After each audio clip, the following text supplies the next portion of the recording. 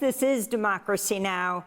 An overnight curfew for downtown Los Angeles has been announced by Mayor Karen Bass following days of protest against federal immigration raids. Mayor Bass cited vandalism and looting of local businesses as the reason for the curfew. President Trump's ordered the deployment of 700 Marines who will be arriving in Los Angeles today to join thousands of members of the National Guard who've also been deployed to the city. Speaking at Fort Bragg in North Carolina, President Trump criticized the California governor and Los Angeles mayor who opposed the deployments. Some of the troops in the audience booed at the mention of their names. In Los Angeles, the governor of California, the mayor of Los Angeles, they're incompetent, and they paid troublemakers, agitators, and insurrectionists. They're engaged in this willful attempt to nullify federal law and aid the occupation of the city by criminal invaders. That's what it is. They're invaders, no different. Protests against militarized immigration enforcement have spread to other cities like New York, Chicago, and Atlanta. This weekend, on Saturday, under the banner of No King's Day, at least 18,000 rallies have been organized nationwide, more and more joining every day. This coincides with a major military parade that will be taking place in the Capitol. Tanks and other armored vehicles are being transported to Washington, D.C. for the parade on June 14th, which is Donald Trump's 79th birthday and the U.S. Army's 25th anniversary. On Tuesday, President Trump threatened heavy force would be used against anyone who protests at the parade. And we're going to be celebrating big on Saturday. We're going to have a lot of, and if there's any protester who wants to come out, they will be met with very big force. By the way, for those people that want to protest, they're going to be met with very big force. And I haven't even heard about a protest, but, you know, this is people that hate our country, but they will be met with very heavy force. Protest organizers are encouraging participants to go to Philadelphia instead of Washington, D.C. For more on the latest news, the troop deployments and the planned rallies this weekend, we're joined by two guests. Leah Greenberg is co-founder and co-executive director of Indivisible. The group is organizing the No King's Day protests on June 14th. And JoJo Sweatt, a former Marine and the organizing director for the veterans group Common Defense, who will also be taking part in the No King's Day protests planned in over 1,800 cities. We welcome you both to Democracy Now! Leah Greenberg, if you could begin by explaining your group, Indivisible, is organizing this protest, these mass protests across the country. Explain why. Well, when we heard and got the news that Donald Trump was planning this military parade, we understood it as part of a broader effort to project power, to chill dissent, to cement authoritarian control around this country, right? This is not just a parade. It's part of a bigger campaign that is involved attacking state government, or attacking the power of states, attacking civil society, going after labor leaders like David Huerta, the president of SEIU who in California, who was arrested while peacefully protesting ICE detentions or ICE kidnappings. What we're seeing is a wholesale effort to assert dominance and power from sending troops into LA completely unnecessarily and illegally to having this military parade in DC for his birthday. And so what we feel like in this moment is really important is for folks to understand he may have his fascist theatrics in DC, but real power comes from people everywhere, all over the country. And so that's why we called for the No Kings protests. And what we've seen, we've got over 1,900 protests now all over the country. We are seeing a skyrocketing number of people who are showing up, who are asking, what can I do, who are horrified by what is happening in LA and who want to stand up. And what we're going to show him on June 14th is that real power lies in the people, lies in the consent of the governed, not in a pageant for your birthday in Washington, D.C. I wanted to bring JoJo Sweatt into this conversation, former Marine with the group Common Defense right now. First, I wanted to get your response to Marines being deployed to the streets of Los Angeles. At this point, 700 of them, though President Trump has now said that National Guard and Marines will be deployed around the country. And also get your response as a former Marine to what we're calling this parade, but in fact, it's more than 24 M1 Abrams tanks, each weighing more than 60 tons. This is why it's costing something like tens of millions of dollars, this parade in Washington, to shore up the streets. The question is if they will be damaged by this heavy military hardware. They're going to be going down Constitution Avenue near the White House in a procession that until recently was not part of the 250th anniversary of the Army's programming, accompanied by scores of infantry, fighting vehicles, heavy artillery weaponry, plus some 6,600 soldiers as helicopters fly overhead. So if you could talk first about the Marine deployment as a former Marine, and then about this massive show of force that people usually identify with heavily militarized societies like, military parades in North Korea. First, thank you for having me. And related to Marines and National Guard being deployed to LA, I think it's obviously a terrible idea, especially because it is not the idea of the leadership of the state to invite them to be there. Now, the National Guard has a function and works well within the states that it supports, but by the call and guidance of the governor there in the state, which hasn't been completed. And so it's kind of an overstretch for the president of the United States to be involved in states affairs in that way when not requested. The other factor about the Marine Corps is that that is not the purpose of our Marine Corps. That is not why the Marine Corps exists. And when I was a Marine, if I wasn't in a combat or war scenario, then I was in a humanitarian scenario. And that's when we're, fixing everything that we've destroyed and trying to rebuild, not things that we would want to do on U.S. soil. And does it make me feel good that it's the president of the United States that is requesting this type of armed reaction on its citizens, that is citizens that are actually practicing their rights that they have here in the United States. As far as the parade, it's an egregious overspend. It is a showing of his ego. It is also his birthday. It is not just the Army's 250th year of service. It's actually the Marine Corps' birthday later on this year. So we don't have these individual parades or support of parades by the military to the president like you've seen in North Korea. We just went through 2 crazy quarters of this new administration with them giving us Doge and on the pretense that we need to save money as a country and that we're broke. And so to say those things and enact a Doge and talk about cutting 83,000 jobs at the VA and Medicare and care for everyday Americans, but then to host this parade in Washington, D.C., where there's not even really roads to support this. We're spending an egregious amount of money. And for what? A birthday celebration that is completely unnecessary. If you could talk more about the amount of money, for example, the 45 million, it started at 20 million, but now it's gone up, as you point out, then yet thousands of jobs have been lost through Doge. If you could talk about the health care and cuts to veterans' health care.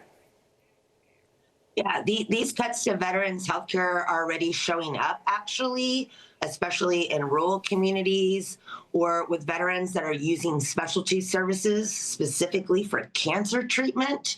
We're talking to those veterans already who are being affected, who are being denied care, who have lost their psychiatrists, their therapists on staff. And so spending then turning around and spending that money in the face of America for a parade for a president does not seem like you really care. And we were in DC just the first week of May, trying to interface and speak with Secretary Doug Collins. And in fact, he actually ran from us when we asked him the question about cutting 83,000 jobs and then having a parade for the president. But a lot of these representatives don't want to answer those questions, or they want to relate it to recruiting. And I don't think that this is what recruiting dollars should be spent on. Is working on is that of Black veteran Marlon Paris from Trinidad and Tobago, who was detained in Phoenix, Arizona, just days after Trump's inauguration in January. This is his wife, Tanisha Hartwell Paris. I am having to visit my husband through a glass window, and I do not know when he's coming home. So could you tell us more about the case? Yeah, I'm really close with the Paris family in Arizona. As you reported, Marlon was picked up several days after the Trump administration took office and after their immigration policies went into play. Although Marlon Paris had committed a crime, he served his sentence. He left that system and became a viable member of our society. You know, once he had adequate treatment, once he got access to his VA services after being deployed to war several times, and I want to stress that his crime was a nonviolent crime. The minute Trump became in office, Marlon Paris was leaving his home in his neighborhood in Phoenix, Arizona, to go to work, and was just randomly targeted, picked up, and detained, and has been detained since January 22nd. His court date continues to be pushed out so that we can try to mitigate whatever is happening with his paperwork that's causing all of this.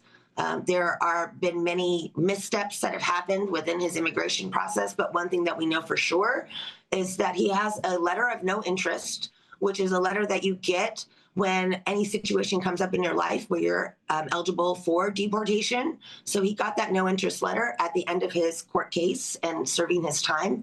In addition to that, his green card was renewed after that in 2017, and it's not even set to expire until 2027.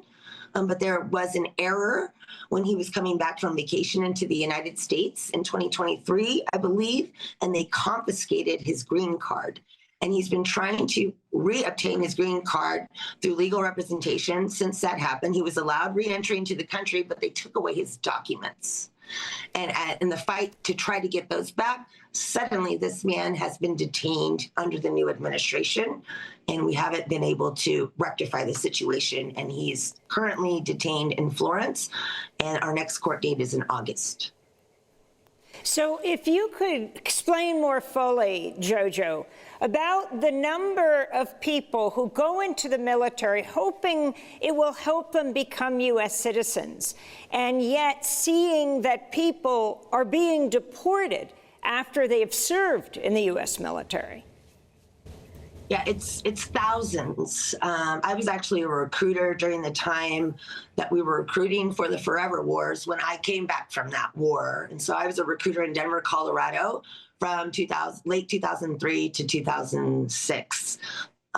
We were giving away at that time, which was totally unprecedented for the Marine Corps, a 2-year contract to join the United States military because we were in an active war. And what that means is that instead of serving 4 years and then 4 years in the IRR, you would do 2 years on active duty and have 6 years on the IRR. And many talking points when we were selling that program to join the United States military was talking about a pathway to citizenship.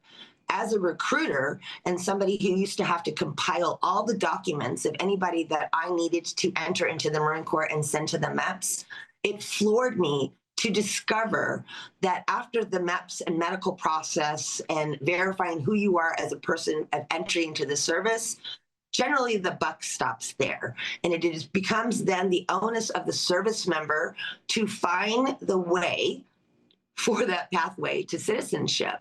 And if they do, and they have a good command that helps set them up to do the paperwork, they may get several appointments that are scheduled in future time.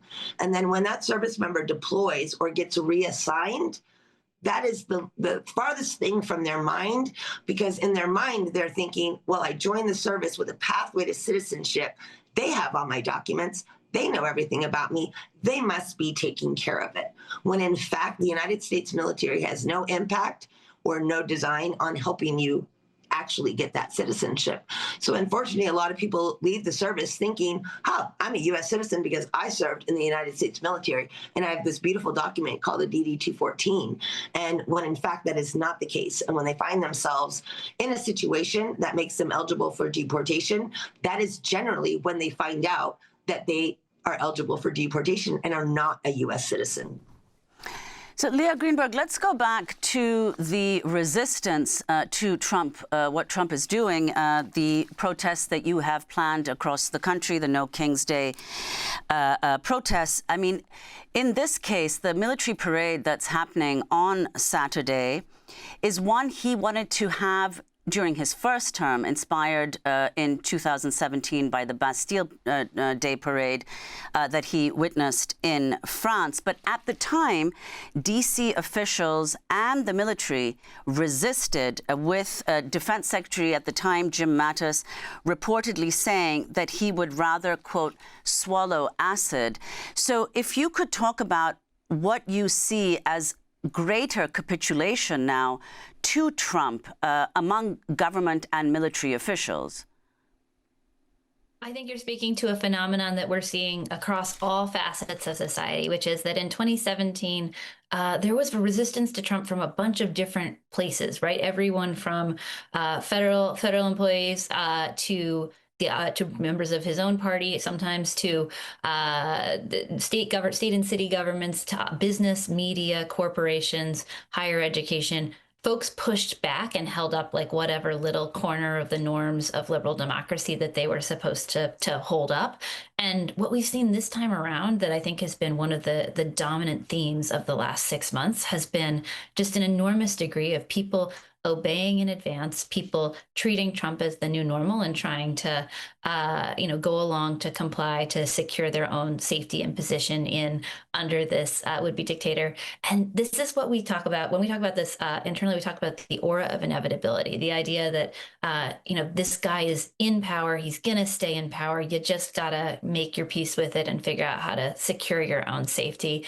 And I think that's what we've seen across a bunch of facets of society, and part of how we get something like a military parade, which is that anybody in the military who was prepared to tell Donald Trump this is a bad idea is saying no, that DC government is in a fundamentally different posture than it was in 2017. And, it's just part of a broader phenomenon, right? California does not want the National Guard. Nobody in DC wants wants a military parade. The only person who wants all of these theatrics, all of these authoritarian tactics, these militarized crackdowns on our communities, the person who wants this is Donald Trump. And so fundamentally, we've got to collectively generate the pushback that kicks other parts of society, the other people who are responsible for pushing back wherever they are, back into gear. We've got to, by showing up in large numbers, generate the conditions for courage that let other people push back too. So finally, Leah Greenberg, if you can talk about No King's Day. I mean, before I said 18,000, but I think the number is 1,800 cities and towns and villages and counting. But how you're organizing, and also your decision not to hold a major protest in Washington, D.C. on Saturday, as Trump threatens to use heavy military force against protesters, but how the organizing is taking place. Yeah, that's right. Well, look, Indivisible is a movement of regular people. We are working with partners and an extraordinary coalition across the entire pro-democracy coalition, from veterans groups like our friends at Common Defense, labor unions, civil rights organizations, immigrant rights groups, faith leaders. We really want to pull in as many people as possible into this collective moment of peaceful defiance of a would-be dictator. Now, these events are organized by people in in your community, right? They are overwhelmingly volunteers who are putting them together in order to create a community space for us to push back. There are, as you said, there are actually 1,900 on the map as of this morning, and it continues to rise. We anticipate hitting over 2,000 events around the country by the end of today. If you are pretty much wherever you are probably about less than 30 minutes away from your closest No Kings event. They have incredible coverage, including in really red areas where you might not expect there to be resistance. That what we're finding is that this is everywhere. So if you are interested, you can go to nokings.org and you can look on our map and find the event that is closest to you. If there is not an event that is close to you, there is still time to organize one yourself, pull together a few folks in your community and collectively say, we're here to declare No Kings, stop the raids, stand together as communities, and reclaim our democracy. Thank you so much, Leah Greenberg of Indivisible and JoJo Sweatt, former Marine and Common Defense. Thanks for watching Democracy Now! On YouTube. Subscribe to the channel and turn on notifications to make sure you never miss a video. And for more of our audience-supported journalism, go to democracynow.org, where you can download our news app, sign up for our newsletter, subscribe to the daily podcast, and so much more.